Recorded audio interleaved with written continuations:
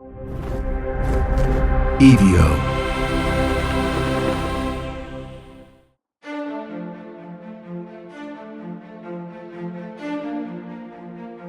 Welcome back to the Ides of April. This is part 2 of the Assassination of Julius Caesar. We start today with chapter 4, the fallout. When the blades were finally sheathed and Caesar's body lay cooling on the marble floor of Pompey's theater, the conspirators must have thought themselves saviors. They had done it. They had slain the man who dared to crown himself king in all but name. They probably expected applause, maybe even hymns sung to their courage. Instead, they got silence. The kind of silence that feels less like approval and more like the held breath of a city waiting to see who screams first. The senators who weren't in on the plot fled the chamber like rats from a sinking ship. Even those who hated Caesar wanted no part of the blood. To witness is one thing, but to participate is another. And the Roman people, they hadn't the faintest idea yet. Outside the theater, business continued as if nothing had happened. Bread still baked, business still conducted, deals still struck. The Republic had just been saved and no one noticed. It was the conspirators themselves who broke the silence. They rushed into the forum, brandishing their daggers, their togas spattered with blood, shouting that Rome was free again. Cicero, ever the opportunist, praised them in private for their bravery. But the public reaction was far less enthusiastic. The crowd didn't surge forward to thank them. They looked confused. They looked uncertain, even frightened. Rome loved Caesar, and that was the problem. Mark Antony understood this better than anyone. He had not lifted a finger to stop the killing, perhaps wisely, because he had lived to see opportunity in it. Antony was shrewd, loyal in appearance, but ultimately self-serving in practice. When the conspirators confronted him, he swore allegiance to the Republic. He embraced them, he dined with them, he assured them that all was forgiven. And they believed him. Because men always believe what they most want to hear, even from mouths dripping with insincerity. Behind the scenes, Antony plotted. He secured Caesar's papers, his treasury, his will, and he bided his time, waiting for the perfect stage. And that stage arrived days later at Caesar's funeral. So the conspirators had imagined Caesar's funeral as a muted affair. Solemn words, respectful silence, a body discreetly cremated and then tucked away. Mark Antony had other plans. He turned it into theater. He stood before the people with Caesar's body laid out on display. He spoke softly at first, praising Caesar as a friend, a father, a benefactor of the people. He reminded the crowd of the games Caesar had given them, the debts he had forgiven, the land that he had promised and delivered for veterans. He read aloud passages from Caesar's will where the dead dictator left generous gifts to the citizens of Rome. And then came the master stroke. Antony lifted Caesar's bloody toga for all to see. He pointed to each wound, naming the senator who had made it. He turned the body itself into evidence. This was not politics, he told them. It was butchery. This was not a tyrant slain. It was a father murdered by his sons. And the crowd erupted. Their grief turned into fury, and their fury turned into violence. They stormed the forum, they seized torches, and burned the houses of the conspirators. Rome descended into chaos, the smoke of vengeance curling upward as if the gods themselves demanded it. Brutus and Cassius, suddenly aware that their liberation was less a popular revolution and more a death warrant, fled the city. They had expected to be embraced as heroes. Instead, they were exiles running for their lives. They retreated eastward, scrambling to gather troops and allies, hoping still that Rome might come to see their act as noble rather than treacherous. But history had already begun to harden against them. In the immediate aftermath, the conspirators were despised. The Senate, cowed by the mob, declared Caesar a god. temples rose in his honor. His name was spoken with reverence.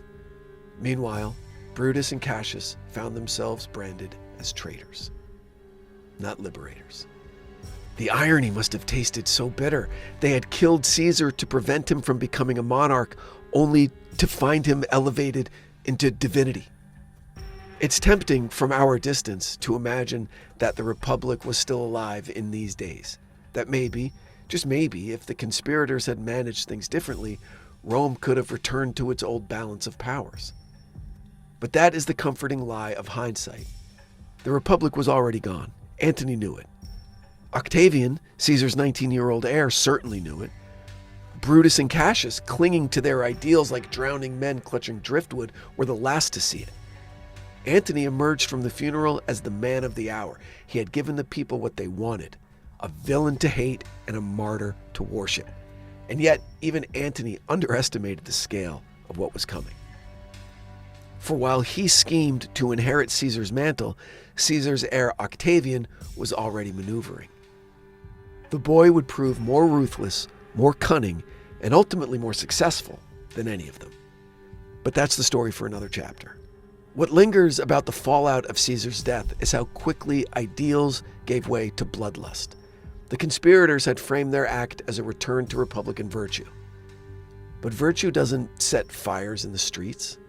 Virtue doesn't tear men apart in riots. Virtue doesn't carve spectacle. What the Roman people wanted was simple. As stated, security, food, entertainment, and also, why not the man who had promised and delivered on all three? And in Caesar's absence, they chose vengeance. The lesson is an old one, though we still pretend not to know it. Kill a man and you make him a martyr. Kill a man loved by the masses and you guarantee yourself the role of villain.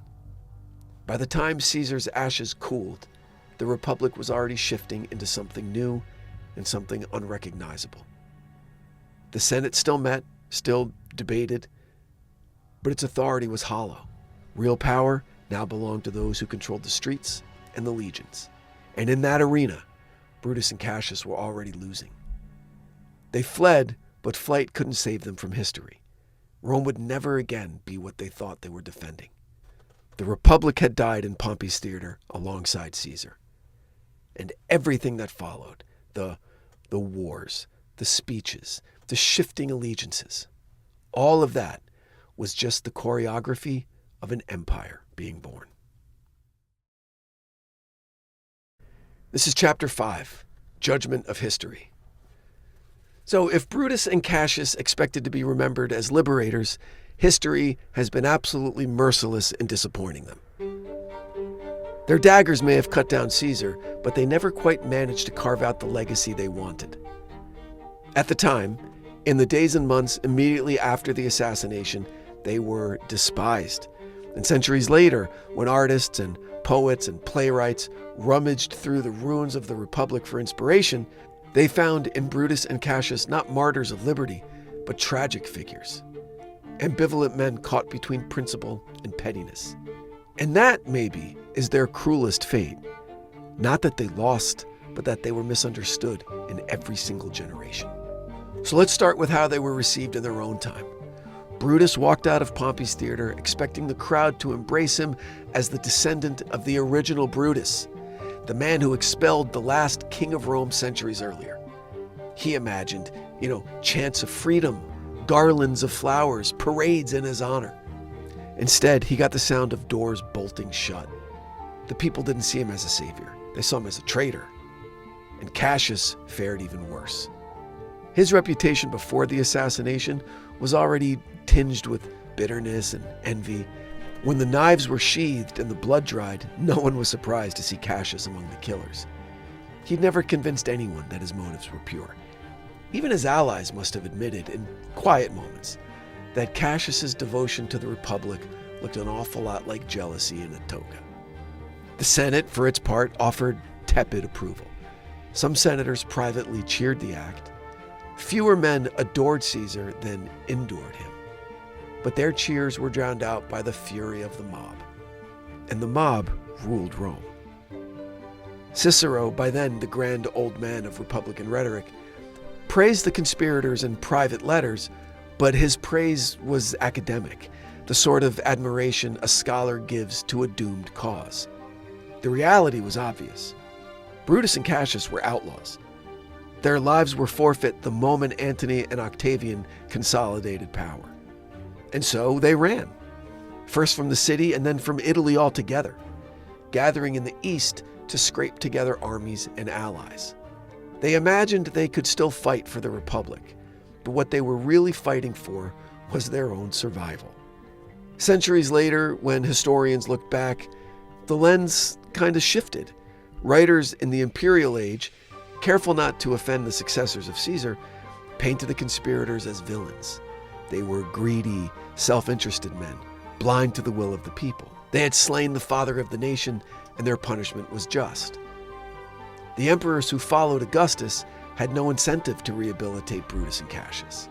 They preferred the story in which Caesar's murder was an atrocity, not an act of principle. But then, centuries after that, came the rehabilitation. Renaissance thinkers, hungry for examples of resistance to tyranny, rediscovered the story. To them, Brutus was no longer a traitor.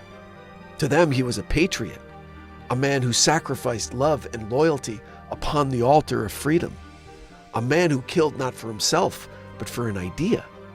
Shakespeare, writing in Elizabethan England, gave Brutus his tragic dignity.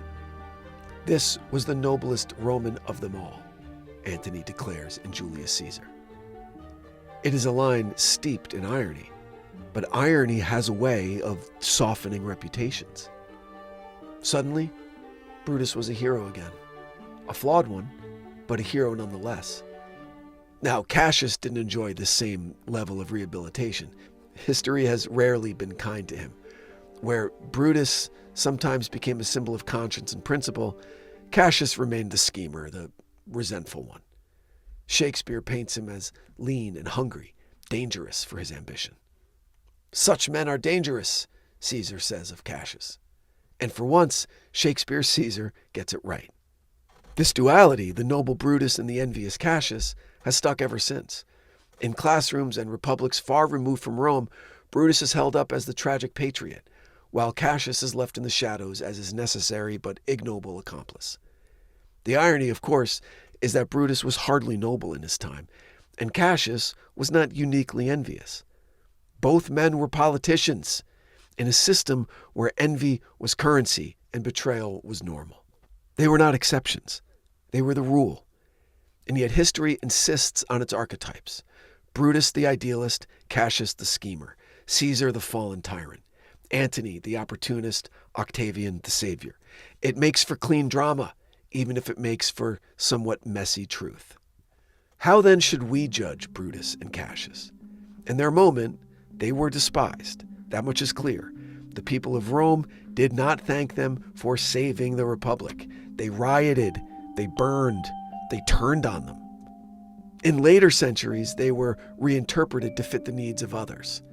To American revolutionaries, he was practically a patron saint, proof that killing tyrants was not only acceptable, but necessary and noble. To Shakespeare, he was a tragic hero undone by his own conscience. But what about us? What about our judgment 2,000 years later? Maybe the most honest assessment is this. They were men trapped in the wrong story. They believed Rome was still a republic that could be saved by one violent gesture. They didn't see that the republic was already dead, hollowed out by centuries of corruption, by wars that had concentrated power in generals instead of senators, by the indifference of the people who no longer cared for ideals as long as their bellies were full. By killing Caesar, they thought they were saving a system. In truth, they were just accelerating its replacement. And so Brutus and Cassius hang suspended in history's judgment. Villains to some, heroes to others, and tragic to most. What they are not, and what they have never been, is victorious. Their knives struck down a man, but not the tide of history. The Republic was gone. The Empire was just around the corner. They were just the bloodied intermission that separated them. And maybe that's the cruelest truth of all. The men who thought they were writing the final chapter of tyranny were merely footnotes in the preface to an empire. If your dog could talk, they'd beg for Ollie. The full-body tail wag, the excited little hops, the big, goofy grin, that's the Ollie effect. Ollie delivers clean, fresh nutrition in 5 drool-worthy flavors, even for the pickiest eaters. Made in U.S. kitchens with highest quality human-grade ingredients, Ollie's food contains no fillers, no preservatives, just real food. And here's the thing. Healthier food means a happier pup, more energy, shinier coats, and more excitement at mealtime. With 5 protein-packed recipes like fresh beef with sweet potatoes or fresh turkey with blueberries, even the pickiest eaters can't resist. You might think my dog eats better than I do, and that's probably true when it comes to Ollie. Get your welcome kit. For any first-timers, Ollie will send out your pup's first box with 2 weeks' worth of meals, a free storage container for mess-free serving, and a guide of how to gradually switch them over to their new diet. Dogs deserve the best, and that means fresh, healthy food. Head to ollie.com/IDES. Tell them all about your dog and use code IDES to get 60% off your welcome kit when you subscribe today. Plus, they offer a happiness guarantee on the first box, so if you're not completely satisfied, you'll get your money back. That's OLLIE.com/IDES and enter IDES to get 60% off your first box. Quick question. Could you list every financial account you have right now? Your 401k, checking, savings, investments, maybe even that old retirement account from a job 10 years ago? Most people can't. And that lack of awareness usually means money is being left on the table. That's where Monarch Money comes in. It's an all-in-one personal finance tool that organizes your entire financial life in one clean dashboard on your phone or laptop. In minutes, you can link all your accounts, see where your money is going, and get smart visuals that make the big picture clear. No more juggling apps, no more spreadsheets. Monarch is designed for people with busy lives. It helps you save more, invest smarter, and actually feel in control of your money. That's why it's been named Best Budgeting App of 2025 by the Wall Street Journal, Forbes' Best App for Couples, and even recognized by CNBC as one of the top fintech companies in the world. So stop guessing, stop leaving money on the table, and start feeling confident about your finances. Don't let financial opportunity slip through the cracks. Use code IDES at monarchmoney.com in your browser for half off your first year. That's 50% off your first year at monarchmoney.com with code IDES. Chapter 6. The Birth of the Empire. The conspirators believed that killing Caesar would save the Republic, but what they really did was dig its grave, lower it in, and hand the shovel to his heir. The death of Caesar was not the rebirth of Republican liberty. It was the birth pangs of empire. In the days after his assassination, Rome trembled in uncertainty. The Senate, desperate to avoid open war, offered compromise. The conspirators wouldn't be punished. Caesar's reforms will stand. His appointments would be honored. The fiction was simple. Caesar was gone, but nothing else had changed. Business as usual. But nothing about Rome was usual anymore. The Republic had been designed to prevent one man from ruling, but centuries of war and expansion had already tilted it toward strongmen rule. Sulla had seized the dictatorship before, Pompey had wielded unmatched power, and now Caesar had gone even further, making himself dictator perpetuo. And you just can't stuff that genie back in the bottle. Once a republic has shown itself willing to trade liberty for stability, that trade's permanent. Mark Antony understood this, though he bungled his first chance at seizing it. After his funeral performance whipped the crowd into frenzy, Antony imagined himself the natural heir. He controlled Caesar's papers, Caesar's treasury, and Caesar's loyalty with the mob. He strutted across the political stage like a man already wearing the crown. But then came that damn teenager Octavian, barely 19, thin, pale, unassuming, the sort of boy you underestimate until he's already outmaneuvered you. Caesar's will named Octavian adopted son and heir. And Octavian, who had grown up studying the art of power as diligently as other boys studied rhetoric, knew exactly what to do. He courted the Senate by promising moderation. He courted Caesar's veterans by promising expanded rewards. He courted the people by promising continued stability. And one by one, the pillars of Roman society bent toward him. Antony, with his bluster, found himself outplayed by a kid.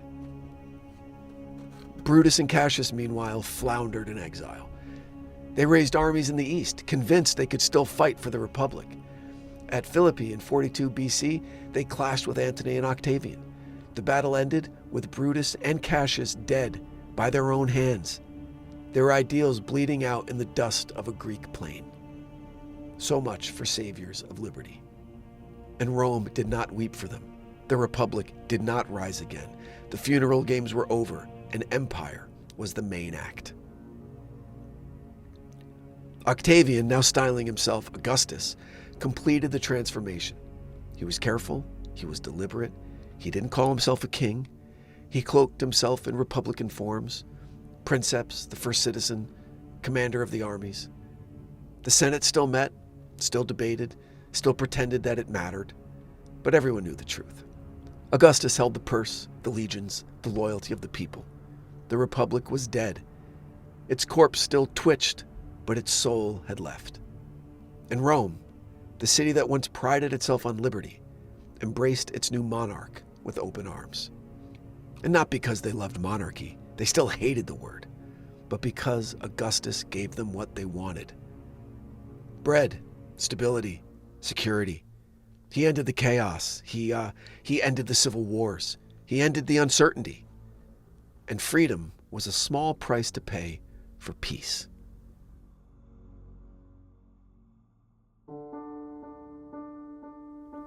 It's easy to look back and say the assassination of Caesar was the turning point. But the truth is way more uncomfortable. The Republic had been dying for a long time. As stated, corruption had just hollowed it out. Wars had concentrated power in the wrong places. The people had grown cynical about their so-called liberty, preferring handouts to votes and preferring entertainment to civic duty.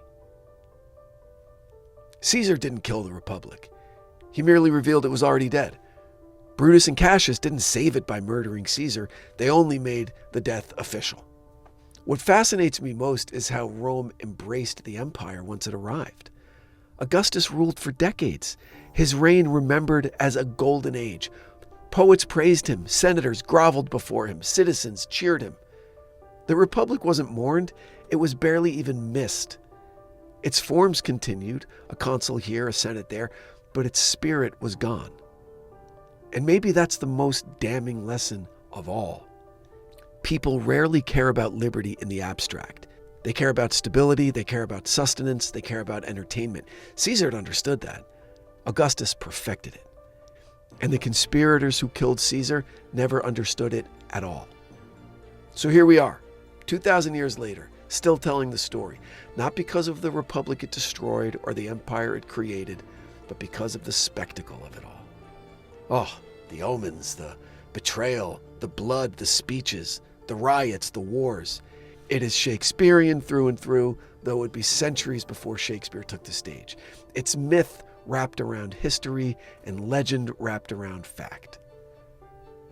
But strip away the theater, and the truth is clear. The Ides of March was not the day Rome was saved. It was the day Rome was reborn into something harsher, something stronger, and infinitely more enduring. An empire that would go on to last for centuries, shaping the world long after the men who made it were dust. The knives of Brutus and Cassius killed a man, but they couldn't kill inevitability. The Republic was doomed, and Caesar's death was only its final act. What rose from that marble floor, from that blood-stained toga, wasn't liberty. It was empire. An empire, once born, doesn't die easily. This has been the Ides of April, the Assassination of Julius Caesar. If you like the show, please share it with your friends. Follow us on Apple Podcasts and Spotify. Rate and review the show. It helps tremendously.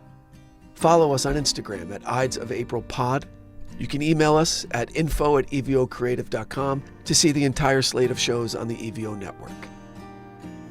The Ides of April is an Evio production, recorded live at Bel Air Studios in Los Angeles, California. For Evio Creative, I'm your host, Branden Morgan.